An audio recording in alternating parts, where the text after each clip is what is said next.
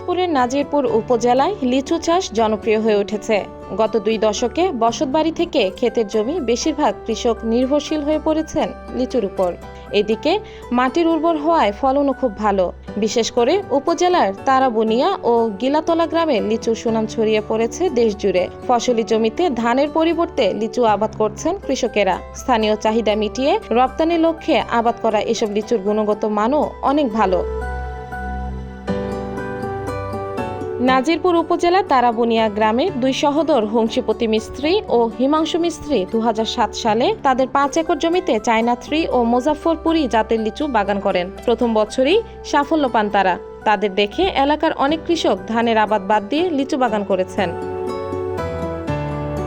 সম্প্রতি দেখা গেছে এখন শুধু তারাবুনিয়া নয়, উপজেলার অনেক গ্রাম এখন পুরোপুরি নির্ভরশীল হয়ে উঠেছে লিচুর উপর। লিচু চাষে অবশিষ্ট থাকছে না এক খণ্ড জমিও। নাজিরপুরে প্রায় অর্ধশত কৃষক আবাদ করছেন চায়না 3 ও মুজাফফরপুরি জাতের লিচু। স্থানীয় লিচু চাষিরা জানান, রাসায়নিক মুক্ত ও জৈব পদ্ধতিতে লিচু চাষ করায় দেশের বিভিন্ন অঞ্চল থেকে ও জেলার ব্যবসায়ীরা আসেন লিচু কিনতে। তবে তীব্র তাপপ্রবাহের কারণে লিচু তেমন বড় হয়নি। বৃষ্টি না থাকার কারণে ফল ঝরে যাচ্ছে এবং ফুল কম ফুটছে, ফলে আকার ছোট হয়েছে।